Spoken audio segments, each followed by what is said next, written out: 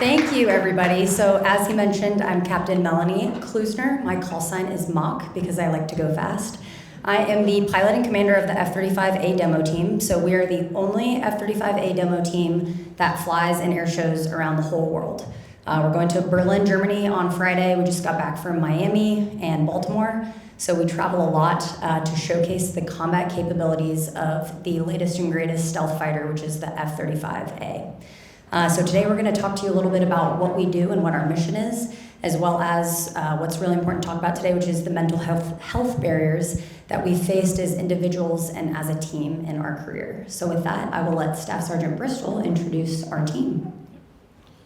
Good morning, everyone. Like she introduced, I'm Staff Sergeant Thomas Bristol. I'm the F-35 demonstration team chief, so I'm like the supervisor of the team. Handle all like the logistical support, getting us to from air shows, booking all of our travel, hotels, stuff like that, and then also supervising all of the airmen below me, making sure that they have what they need so that we can do our mission, so Mach can fly, and so we can show the world what the F-35 is capable of. Our mission, as it says up there, is to recruit, retain, and inspire the next generation of airmen.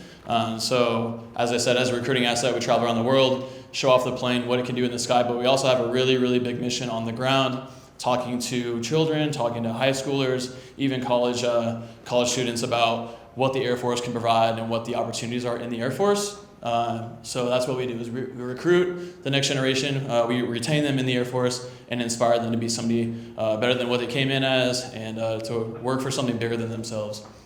Currently, our entire team, we got about 15 people, a really small team doing what we do, comprised of full active duty Air Force. We have no reserve, no guard. We are all active duty airmen with the Air Force, and we're stationed here at Hill Air Force Base.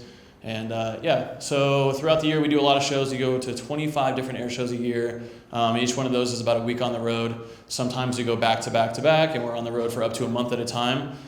So being on the road for a while, working on the road can be kind of a stressor. There can be things that happen that just kind of overwhelm sometimes or just like stress you out. So we'll talk a little bit more about that. But yeah, we have 25 of those a year. So we're on the road for about 200 days out of the year, her and I, and then one other person on our team, and then the rest of our guys, they split shows, not only to share the experience, but to give them a break throughout the season. A lot of what we do is stuff like this, is like STEM, community, and school engagements. Again, as a recruiting asset to talk to the next generation, talk to people who maybe don't know about what we do or what we can do. And then through that, we give a lot of tours around our aircraft to show people things they may not see ever. I know a lot of people are familiar with commercial airliners taking off and landing. We fly in them all the time. Sometimes people get to see fighter jets fly. This community around here in Utah is very fortunate to see the F-35 fly overhead all the time. And I think people become a little desensitized to it because it's noise over in the sky. Oh, there they go again. They're taking off making noise. But as he said, that's the sound of freedom. And we love that. It never gets old. So yeah, showing the jet to people who may not see it at air shows, on the ground, stuff like that is kind of what we do, and lights up my world, that's for sure. So slide. One more thing to, hello. Okay, one more thing to pile onto that. So it's not just the pilot and crew chiefs. We have a team that's comprised of other individuals that specialize in other things as well. So avionics, the guys that are working on the beeps and squeaks of the airplane. We have someone who works on LO, so the stealth coating on the airplane that also travels around with us. And then one person dedicated to the flight gear. So very important that all the gear is working. The pressure breathing is working every time I fly, or that's gonna be really unsafe when I'm pulling G's. The helmet is in good working capability. So we have someone that does that as well. So just kind of a fun fact there, more than just pilot and crew chiefs. Okay, so intro to the F-35, F-35A 101. So it is the Air Force's latest 5th generation fighter, like I talked about. I happened to fly a 4th generation fighter before I started flying the F-35A, and it was leaps and bounds jumping into the F-35 from the F-16. F-16 round dials, not that great of a radar. I started in the F-35 and I was like, wow, I can see everything. I have a giant touchscreen that I operate off of. In fact, the pilots had to fight to keep a landing gear handle in the jet because they wanted to have everything be touchscreen, but you can imagine if you accidentally fat finger and put your gear down when you don't want to, that could be kind of bad.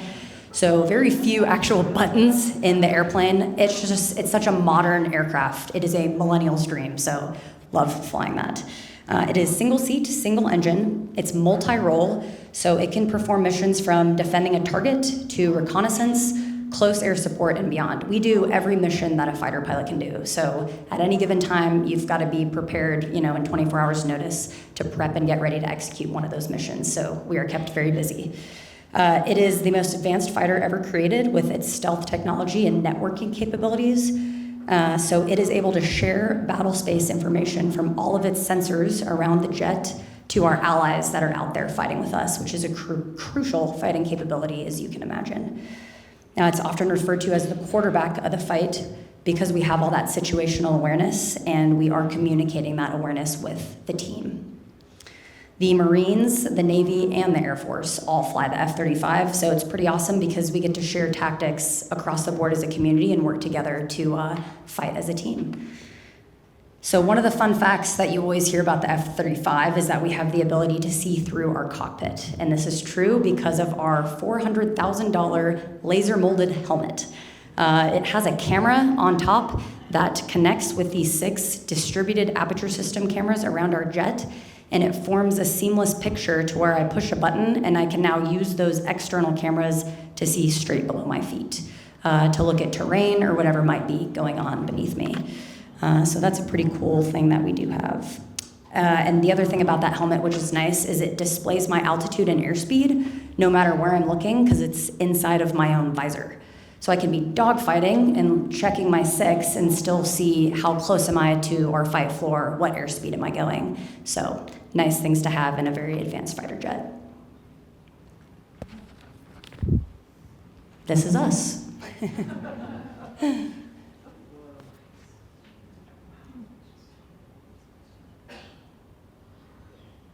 I'm probably pulling about 9.5 Gs right there, so that hurt.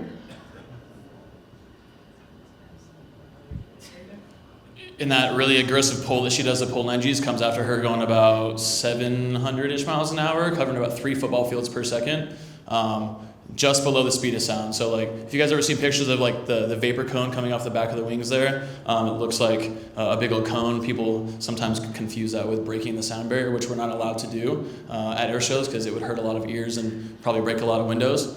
But yeah, so she's traveling 700-ish miles an hour, about 0.96 Mach, just below the sound barrier, so pretty impressive. Oh, this is my slide. Yeah, so as you guys already know, I'm Staff Sergeant Thomas Bristol. I've been in the Air Force for going on 7 years now, and actually last weekend just re-enlisted for another 4, so... How did you re-enlist? Please tell us. Oh man, so I was in the back of a P-51, a World War II fighter plane with one of our really good friends, Steve O'Hinton Jr., and we were in formation with Mach, which is a once-in-a-lifetime opportunity. Not only as somebody who works on aircraft, I don't get to fly in cool planes that often, other than commercial airliners, I guess, but yeah, so I was in the back of a P-51 in close formation, probably about 2 feet off of her wing, and I got to say my entire oath of enlistment over the communications, over the headset, with her in the other plane. We got a really cool video, got a lot of really cool photos of it. So re-upped for another 4 years to keep doing what I do, because this is definitely the best thing I've ever done for myself and being in the Air Force. But yeah, so I'm originally from Meridian, Idaho, Boise, Idaho. We call it the Treasure Valley. It's a whole hodgepodge of towns inside of a bowl, basically, of mountains. And what's cool about being in Idaho is I'm really close to home now, being stationed in Utah. I never have to take vacation time. I can just drive home on long weekends and go see family and then come back for work on the following Monday. But another part about being from Idaho is I went to Boise State for 2 years and played lacrosse there. So that was kind of my in for this symposium, is being a collegiate athlete. I can speak to what it was like to be a student athlete, the adversity I went through and how I overcame that, and what it was like going out of high school and then getting thrown into college. A lot different. But yeah, we'll talk about that in the next coming slides as well. So yeah, 2 years here. I love Idaho. Utah's like a bigger version of Idaho, so I also love Utah. But yeah, really good time. So. Okay, now here's me. And yes, I do have notes about myself. I was born and raised in Memphis, Tennessee, lucky to be part of a very big military family. So my dad was a fighter pilot in the Air Force, was also a demonstration pilot.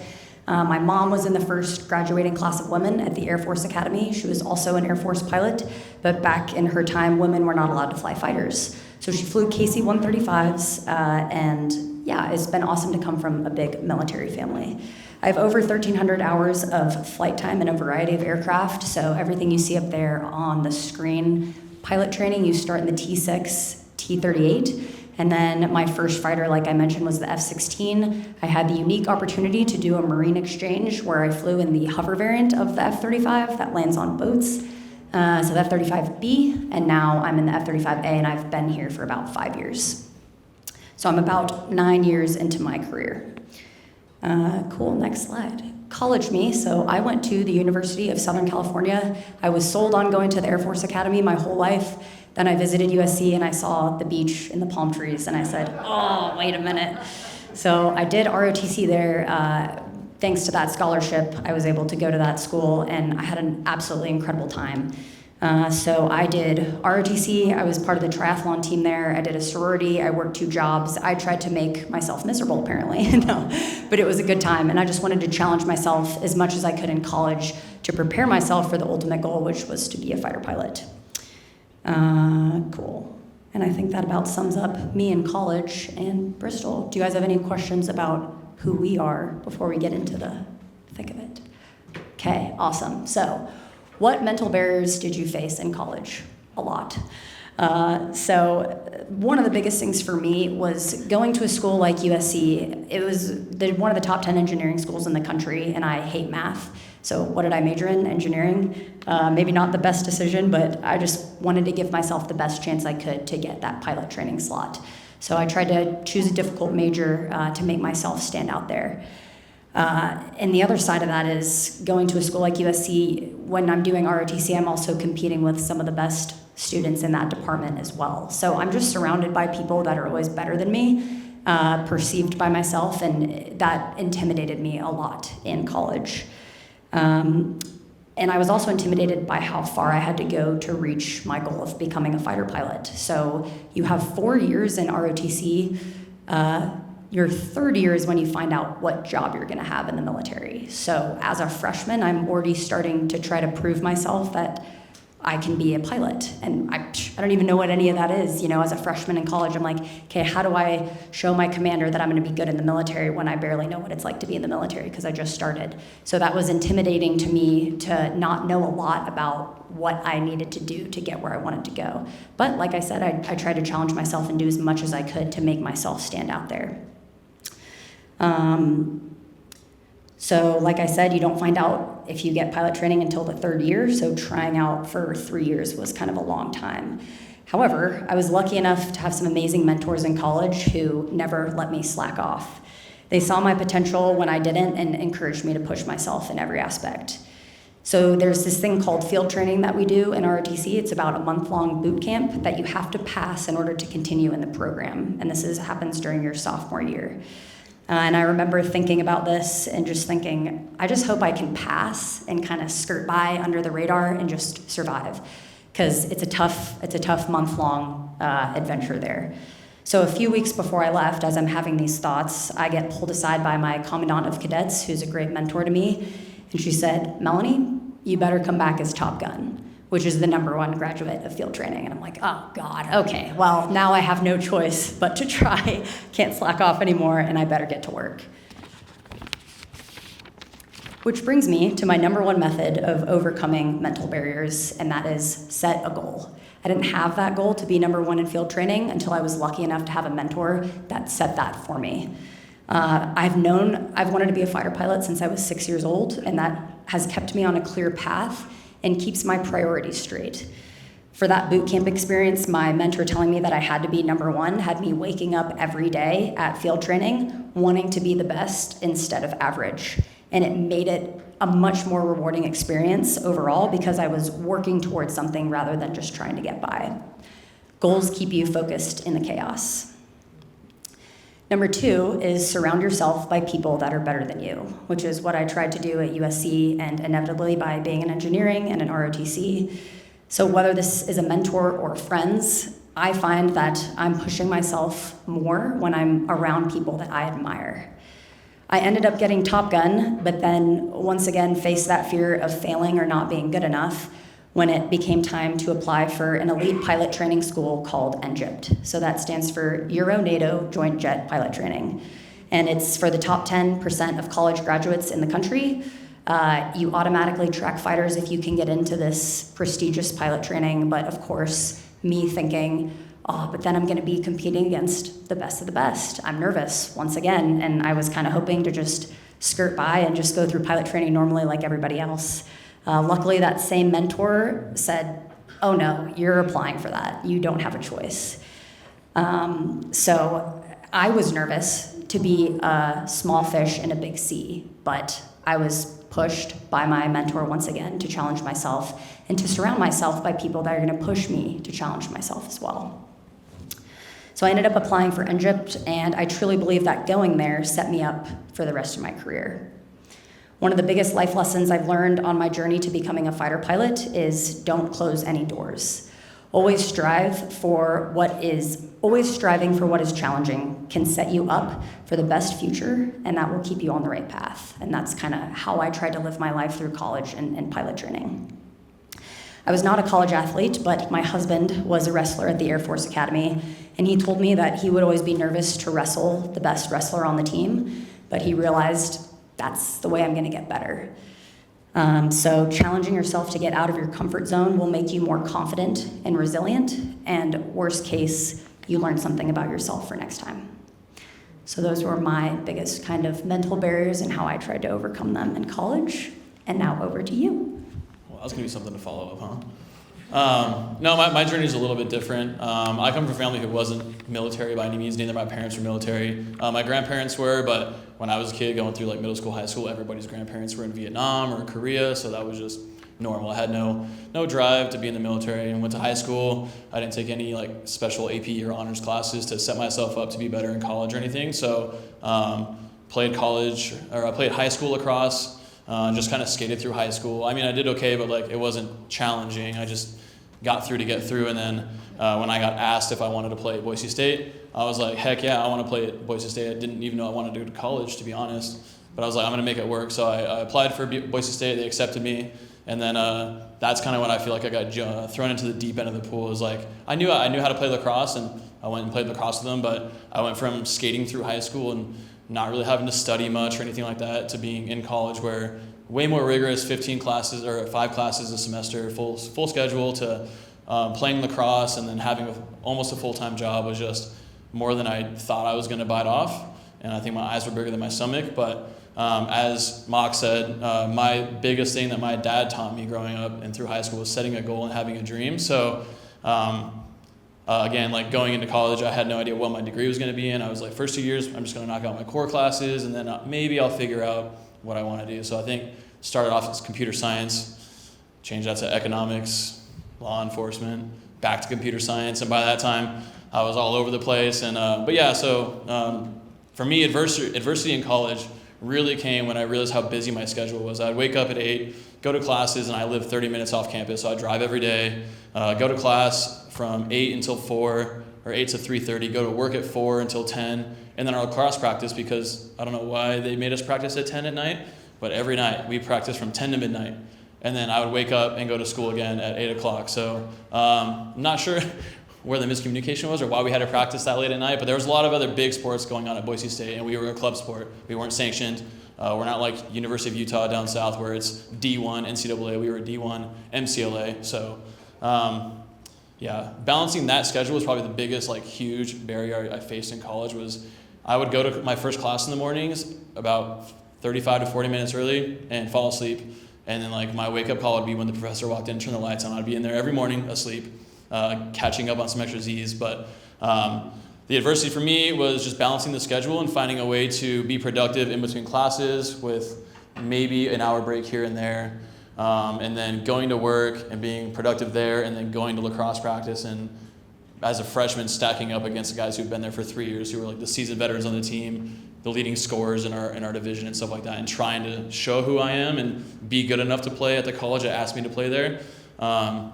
So setting the goal to be not only the best student I could be and push through the adversity of like not knowing how to study but learning how to study. I found myself a tutor. I was paying somebody to be my tutor, so the money I was making from work to pay for food and stuff was now going to how to be a better student. So then I'm maybe missing some meals here and there, but it's what I wanted to do and what I had to do to not only be the best student I could be, but to maintain grades so I could be the best lacrosse player I could be. And my whole life for those 2 years there was me trying to be the best lacrosse player I could be, and I let my school suffer for it, even though I knew I wanted to be a good student. So never practicing how to study or how to be a good student in high school really kind of came up and bit me in the behind later. So yeah, and that kind of transitioned into where I am now. So I actually left school because I just needed a mental break. It was required for me at the time. Grades were dipping a little bit. I was about to not be playing anymore because of it. So I was like, I need a fresh start. I need to like rethink about what I'm doing. And so then I left that, worked a couple jobs here while I figured out what I wanted to do, and then realized my friend was in the Air Force and he was loving it. So then I decided I was going to join the Air Force to pay for the schooling that I missed. And then I knew if I grew up a little bit more, matured a little bit more, I could do it. So that transitions into where I just finished last May. I did college in the Air Force for 3 years straight with a full schedule, full-time in the Air Force, deploying, going on TDYs, which are temporary duty, like month-long trips and stuff like that. So I found myself a little bit, and I set the goal of wanting to become a pilot like her. I've spent thousands and thousands and thousands of hours working on aircraft and fixing aircraft, and I make the joke that instead of fixing them, I want to be the person that breaks them. So that's kind of where I just finished school last May, so I got my degree, figured out my life, and now the journey is chasing being a pilot. So in college, I set the goal of being, I want to be the best student, the best lacrosse player I can be, to make the family proud, I guess. And then it became, I need to take a break and figure out what I'm going to do. And then setting the goal when I first joined that I want to finish my degree. That's why I joined, because the Air Force is going to pay for it. And then as I was getting my degree, I was like, I want to be a pilot. So I made sure I did the best I could. I got a 4.0, so that sets me up really well to be a pilot, or at least have a chance of being a pilot. So the drive is still there. So yeah. You will be a pilot, and you'll be great. Thank you. Okay, next slide. Okay, what mental barriers do you face at work? So as a fighter pilot, figuring out how to go from a terrible moment in a flight to immediately moving on and continuing to perform can be life or death. When you're traveling at close to the speed of sound, you have almost zero time to think about how your bomb just missed the target before you immediately have to take a radar lock and shoot the bad guy at your wingman's 6. Being able to put things out of your mind temporarily and focus solely on the decision that you have to make now is a crucial skill when it comes to being a fighter pilot. This took me years to figure out, and the biggest thing that helped me was preparation. I often get asked if I'm nervous when I go fly, and the answer is yes, I am, but I've learned to channel that nervous feeling into confidence and feeling like I'm ready to perform. So there is a quote that I like that says, "In preparation for battle, I have often found that plans are useless, but the planning is indispensable." And that is by Dwight D. Eisenhower. So what does that mean to me? Very little in the airplane goes perfectly according to plan. We brief, we plan for hours, and then you go out there and you fight the mission, and things get messed up, things get miscommunicated.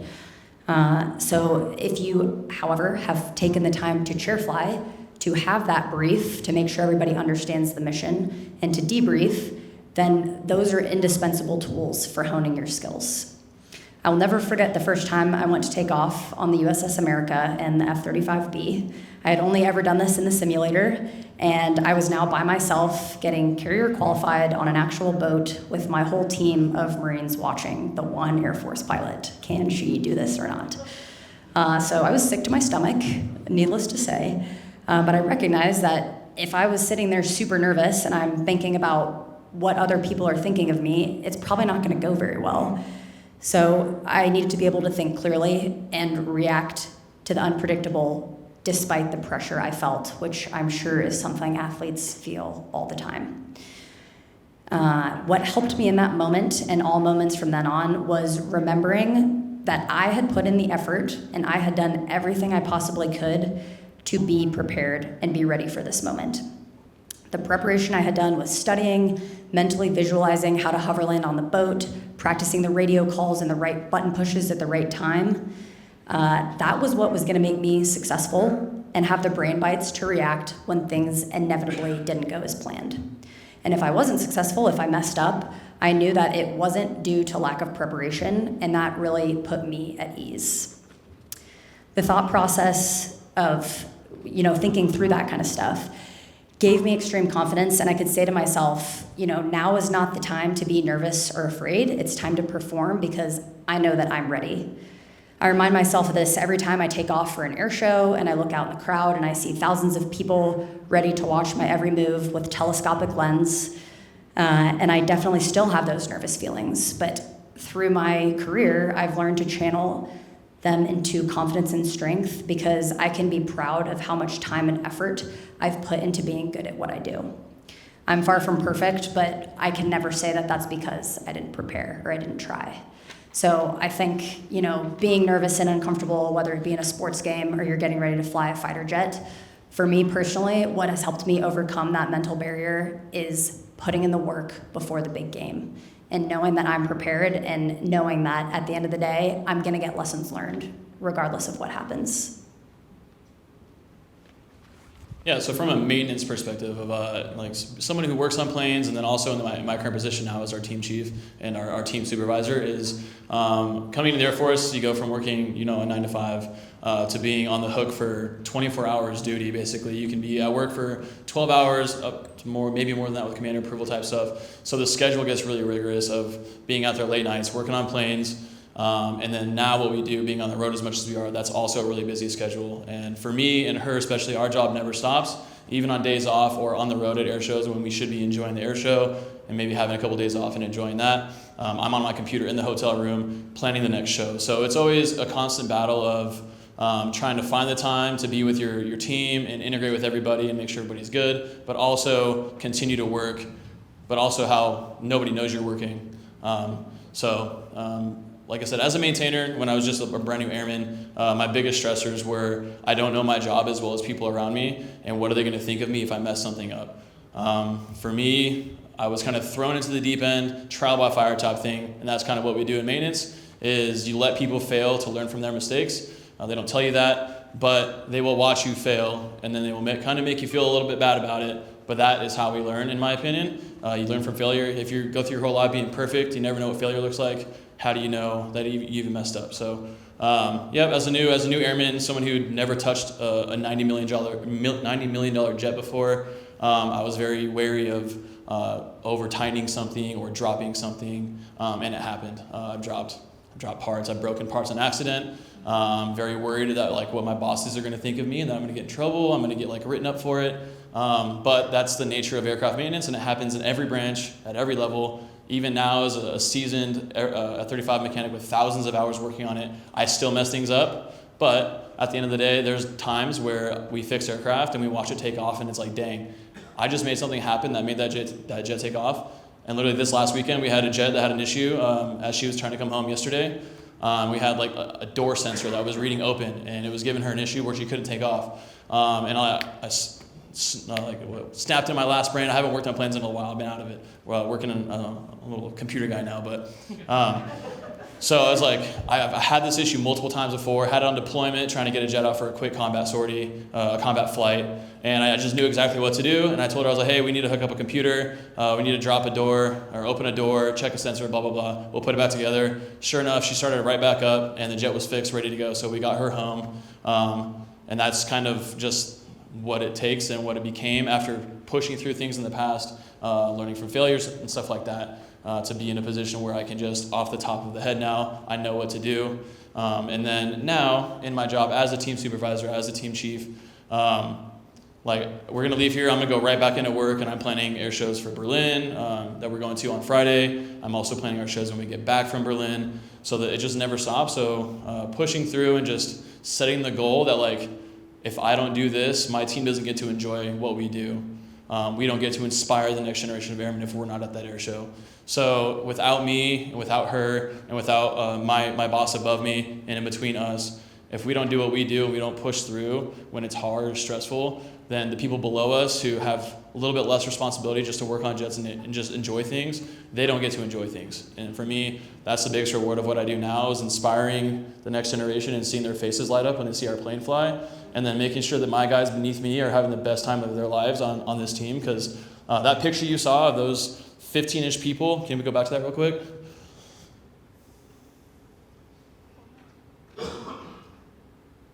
This is a collection of the best F-35 maintainers at Hill Air Force Base in Utah. There's 15-ish people here. All the people in this black uniforms are the best of the best at what they do. So for me, this team is a reward, and when I do my job, they get to experience the good life of what it's like to be the best of the best and be treated like the best of the best. So again, just setting goals to get yourself through stressors and pressure, high pressure situations is just kind of how I do that as well. So it might suck, but it sucks for you, and if you make it suck for you and other people, then it sucks more for me again, because now I have to deal with them dealing with the suck. So yeah, I bear the burden. Cool. And then one other barrier I will touch on, because I know it's a popular question, is being a female in a male-dominated career field. So growing up as a fighter pilot, I've almost always been the only female in my squadron. And I think one of the biggest challenges for me was kind of reframing in my mind that this was a negative thing, and that people were looking at me negatively because I look differently, and instead kind of turning that into a positive thing. Like, hey, I am unique. I can stand out in good ways. You know, when I do something well, everyone's going to remember that as the only female that does something well. And you know what? If I do something bad, unfortunately, people are going to remember that a lot longer than they would if a guy did something bad, just because there's only one of me. But the biggest thing for me was remembering that in the jet, no one is thinking about the fact that I'm a female. They're thinking about, is she a good wingman? Is she doing what was briefed? Is she doing a good job leading the formation? And that kind of helped me over my career draw my focus into what mattered. Not that I look a little differently or sound different, but that I can be just as good as the guys, because when it comes down to it, I want everybody to be, we all need to be as good as we can be to work as a functioning team. And the number one takeaway for that for me was the jet doesn't care about your gender, because you're out there to do your job. So that is what has kind of helped me overcome that mental barrier. So with that, what questions do you all have for me and Sergeant Bristol? Yes. What access to counseling and mental health support do they provide to you guys when you are struggling with those areas? We have a lot of really good resources on base, and then through the Air Force, we have an institution on the base called AFRC, and they have fully confidential like mental health therapists, as well as another office. We have chaplains on base who are fully confidential. So if at any time you're feeling overwhelmed or something in life isn't going right, those are options and people that we can go to, and they are just there for you. There's a connotation in the Air Force and just like in a lot of places in the world where if you self-declare that you're having mental health issues, that there's going to be a negative connotation and that it's going to affect your career. And it's a big thing in the Air Force. People are afraid to talk about their issues because they're worried that it's going to affect their careers. I don't even know as college athletes, like we had a guy on the team who was just going through some stuff, and he was afraid to reach out to like the campus's counselor, and finally he went and realized, I just dipped the toes in and nothing happened. So then he fully, that was his goal, was to make sure he was good. And then, but yeah, just on base, we have a ton of resources and a lot of people who are willing to help. And it's not just official organizations, it's also the people around you. So the Air Force has, we have the 4 pillars of resilience. You have social, physical, mental, and spiritual. And so the social is the people around you, and that's kind of like the big one for me, especially in a leadership position above other people, is I want them to feel comfortable coming to me if they have an issue. And if they don't feel comfortable talking to a counselor, I want them to know that I'm there for them. So I've had a handful of people throughout my career come and confide in me, and I always make sure that they know that whatever they say is safe with me. So there's tons of resources and opportunities in the Air Force for getting help with. If you just need to talk to someone, or if there's deeper stuff happening, there's a ton of resources for sure. Yeah, I think commanders can really make a big difference in your life. So my commander, historically, every assignment, I've had has always been very open and come talk to me if you need anything. And even now in the demo job, my commander, every air show I do, when I see him face to face again, he's like, how are you feeling and how is the team feeling? So in the Air Force, that leadership has a really big role in making sure their people are okay. And we also have what we're called first sergeants. So they're people who've been in for a while, and they literally go from whatever job they're working into a dedicated role of taking care of people. So every unit has one, every section has one. So they're there for you if something happens with family. They can get you emergency leave through the Red Cross to go home and take care of that as long as you need. They can get you on a plane within 10 hours or 5 hours, whatever it is. You get right on a plane, go home, take care of stuff. And they're also there just to take care of people. So again, it's there's a lot of people above us who their sole focus is to make sure that people are doing well. Because as we all know, people don't always show that they're not doing well. We got smiles on Instagram, and people look like they're just living the best life out there when they're hiding something beneath that nobody knows about. So, yeah. All right. When you have setbacks and failures, what strategies do you use to stay motivated and positive? With setbacks and failures, in particular in the fighter pilot career field, we have very, very long debriefs. So we really nitpick everything that we just messed up, and we try to get all the lessons learned out of that so we do better next time. For me, when I have a bad flight, again, it's a lot about mental framing. So yeah, I had this one bad flight. Is that the end of my career? No. Instead, I probably learned something from that flight because maybe I challenged myself to do something that I was nervous to do, like lead an 8-ship against 12 bad guys in a very complex mission. So I try to think of it in a more positive light. Okay, I had this bad flight. Why did that happen? Like I talked about earlier, it probably wasn't due to lack of preparation because I try my hardest to always prepare as much as I can. Was I put in a situation that I had never seen before? Yes. Okay, then I give myself a little grace and I say, great, now I learned something out of today. And last, I just try to talk about it with the guys that I'm working with, guys and girls that I'm working with, and figure out a way forward so that we don't make the same mistakes again. As leaders, how do you motivate people underneath you to overcome adversity? This is a new one for me because I went from being just strictly a maintainer. This is my first year as like someone who's in charge of leading people. So it's been kind of a struggle for myself to learn how to motivate people beneath me. But for me, again, it's just making sure people know that they're taken care of, know that I'm there for them if something happens. But I also allow people to fail. We have people on our team who are pretty new in their careers who also maybe don't know everything about their job or what we do on the team specifically. So as they learn and they fail, I will tell them that they failed when it happened. And I mean, that is what it is, but we will talk about it. We'll, as she says, debrief. We'll have a conversation about what happened, why they failed, and what they can do in the future to make sure it's better. That way they know that I know that it's okay to fail. So they don't need the pressure of always wanting to, hide from failure, because I want people to fail, especially in maintenance, like I said. Just to constantly make sure people underneath me know that I'm here for them. But I'm also doing stuff all the time with like trying to keep morale high. And I go in the office, like our offices are split between us and our airmen below us. So I make sure I go in their office all the time, and I'll just sit down and hang out with them for a while, like one of the boys. Because being separated, I was in that office all the time, but now I'm separated. So I make sure I go in there and get my own social time too. But I just make sure I'm available to them. Make sure that they, just make sure they know that they have somebody above them who's also with them. I'm going to be there in the struggle with them. But when we do something cool, I make sure everybody knows that what we did was cool, and to strive to keep doing things that are cool because it makes everybody feel good. So when we're all together working long hours fixing aircraft, or there's been times where we've been like working a week straight trying to find an issue, and we finally found it. I make sure to get everybody hyped up about it, because if you just sit there and struggle for a week straight and then there's no energy afterwards and you're not happy about it, then nobody wants to do it again. So just making sure people know what their end goal is, making sure that they're still motivated to keep finding the smiles on kids' faces when we go to air shows, when we come to talk to schools and stuff. Just knowing that what they're doing has a huge impact, and that without us, we would have a less of an impact. So, yeah.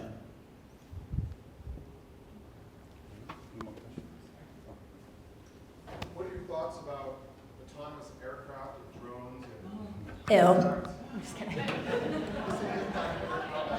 how do you think about it? No, I definitely think they have their their place in the next war for sure. I'm not super familiar with all the beeps and squeaks that are going on with them, but I'm sure that they're going to have a place in the next war for sure. I have a logistics question. So how do you, when you shoot out over the Great Salt Lake, head to the West Desert, how do you not hit the commercial planes coming in? Luckily, air traffic control will completely separate us. So do you have your own air traffic control? Where do you stay at a certain ceiling? Do they have a ceiling? So Salt Lake will actually control us. As soon as we take off, we switch over to Salt Lake departure, and they're kind of having us. We also have a set departure route, actually, that keeps us generally away from those guys based on historically where the airliners are flying out of. And then the nice thing about the F-35 is we kind of have our own air traffic control on board because we can see everything with our radar, which is really nice. And another really dumb question, like, do you fly these planes to Berlin? No, so someone asked me that earlier. I would like to. It'd probably be like a 13, 14-hour flight, but I would have to have a dedicated tanker just for 2 aircraft. And typically, if you're going to do an ocean crossing, that's for like 6 or 7. And so the resource allocation doesn't make a lot of sense there. So instead, we're borrowing Lake and Heath's F-35s over in England. So they will fly them to Berlin, and then I will borrow their jets. So how far will you fly? Like you said, to get her home, like where were you coming home from? Miami, Okay, so yesterday. You would fly that. Yes, so it was a 5.5-hour flight yesterday because my whole team was on board a tanker. So I just wanted to hang out with the tanker the whole way home. So I flew slow with the tanker and waved to my team through the window. True. Yeah, I have a video of you waving and she waves back.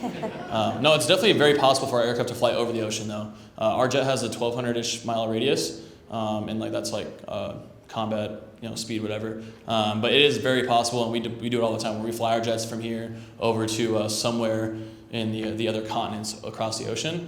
But it just takes staying with a plane that has it's like a traveling gas station. It's a plane that has a lot of extra fuel in it, and the planes will just hang out on the wingtips the entire time, and every so often they'll just come in, grab some fuel, go out, the next one will come in and get fuel. So they're always staying pretty high on fuel. That way if something were to happen, they have enough gas to either get back to where they came from and land somewhere safe so they can work the issue, or they have enough to get where they're like somewhere close enough anywhere to work an issue if something were to happen. But yeah. And a gas station does have a restroom though, so good luck. It does. For the people on board, it has a restroom, and we have a restroom in the plane too.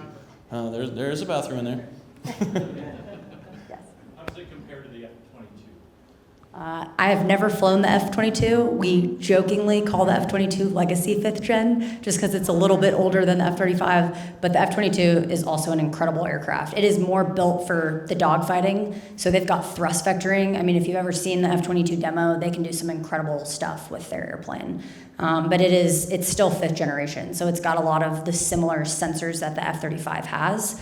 But we are newer and more advanced than the F-22. What's the coolest place you've done an air show and why?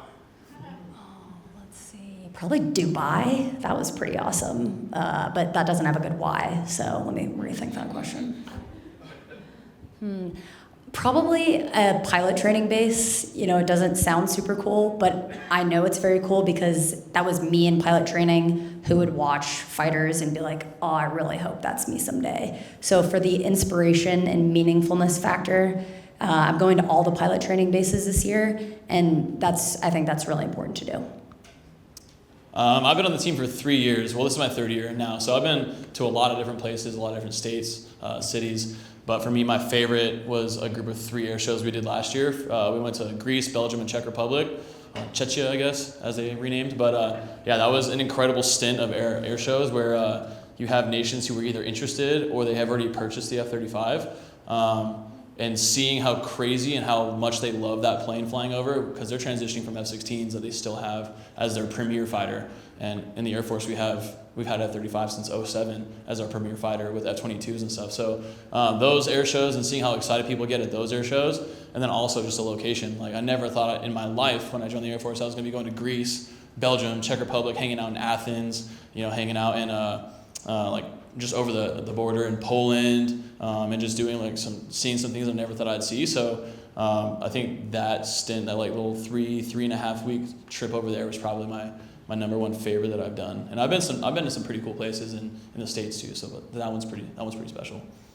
The beach shows are really fun too because a lot of times you have skyscrapers right behind the beach and I'm just flying directly between two skyscrapers like, oh, those people have a cool view.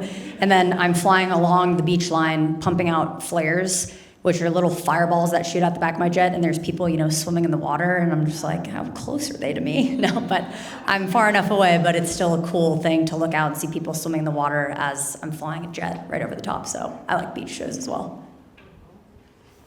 Do you have a limit of how many hours per day per week that you actually fly? We have a 12-hour duty day if we are flying that day. If we're just doing a sim, then you don't have a limit. Two-part question. How many other countries fly like an F-35? And then what's different about our culture here in terms of what you do as you compare it with others across the world? How many countries do have the F-35? I think we're at 13 now. I think we've sold to 13. Maybe they're all NATO partners. I think we're up to 13. Yeah. I think, so I was in a partner squadron at my last base at Luke, and I was in a squadron with Italians and Norwegians. And I think that the most noticeable thing for me was the way which Americans will debrief. Maybe it was just me in particular, but I was very straightforward, saying, you did this, and it was wrong because this. And afterwards, the Norwegians were kind of like, whoa, like, can you tone that down a little bit? And I was surprised, but that's just how, my husband's an F-35 pilot too. Like, do you agree? We're very direct, and it's like, there's no rank in the debrief, there's no getting your feelings hurt, because we don't have time. You're going over every minute of the flight you just flew, and you're trying to limit, do that all in a 3-hour time span and get all these lessons learned. So I think that as Americans, we're just pretty to the point. This might sound kind of cheesy, but there's a new movie that the Blue Angels just did through the IMAX theaters, and they gave actually a really, really good insight into what debrief looks like for pilots. They literally go through every frame of every maneuver that they're doing, and there's a scene where they're really upfront. We call it bluff. It's bottom line upfront, and they're very upfront with like, you did this is what was wrong, and then they kind of get into a little back and forth about it. But that in that movie specifically, there's a scene that's really good that shows how they debrief, just for example. But yeah. Can you take us through the progression of your training aircraft and how you ultimately Yeah. get the F-35? Definitely. So in college, I wanted to get a little bit of flight hours under my belt to make sure flying is something that I could do. So I soloed in a Cessna 152 in college. Then the military trains you very well. So when I got into the military, I started in what's called the DA-20, an aircraft that's very hard to land. Probably so they, kill your confidence at the beginning and build you up from there. So that was probably 6 weeks where I learned how to fly the DA-20. Then for about 6 months, I'm flying the T-6, which is a prop airplane. Then I go to the T-38, which is very similar to a fighter, but still not quite as fast or as powerful. So they kind of build you from the bottom up. Pilot training is about a year and a half, and then from there, if you get the fighter track, you go to what's called Introduction to Fighter Fundamentals, where you learn how to accept criticism in the debrief, like I just talked about. You learn how to do the basic fighter maneuvers, which is the dogfighting you see in Top Gun, and you just learn how to act and behave as a professional steely-eyed killer.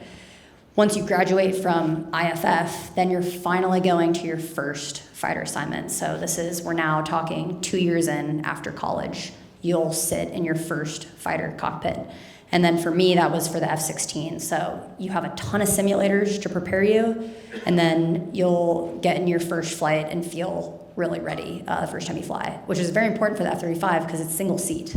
So the first time, me as an instructor teaching a kid who is in that jet for the first ever time, I am flying 3 feet away from him just being like, please don't do anything dumb, please don't do anything dumb. Because there's nothing I can really do besides talk to him. I can't fly his jet for him, like the 2-seat models. So it's a lot of simulator time and preparation, academics, all that before you start flying that.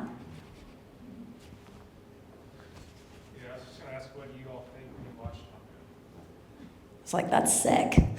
I think it's sweet, but I don't fly planes. A lot of pilots don't think it's that sweet because they pick it apart, but Some I'm of it, I guess, was geek for it. unrealistic. Yeah, I really like Top Gun 2. I thought they did a really good job with that. We actually flew the mission they flew in Top Gun 2 in the F-35 at Luke after the movie. So someone planned a very similar route where they did the dive bomb of a laser-guided bomb after flying, at 300 feet, 550 knots, and it was pretty fun to recreate, to say I've flown the Top Gun mission. as a maintainer and somebody who wants to fly, that movie is amazing to me because I'm like, I could do that. I want to do that. But that's its entire intention is to recruit, honestly. But yeah. Well, let's give Sergeant Bristol and Captain Closer a big hand. I think you all have just converted a whole bunch of, pilot wannabes. But thank you so much. Thanks for the tremendous message you've shared of your personal stories and just what you do. Thanks for your service, the tremendous work you do on behalf of our country and out there fighting the good fight. And you'll be flying at our Hill Air Force Base Air Show, right, on June 29th and 30th. So I will be there. So, yeah.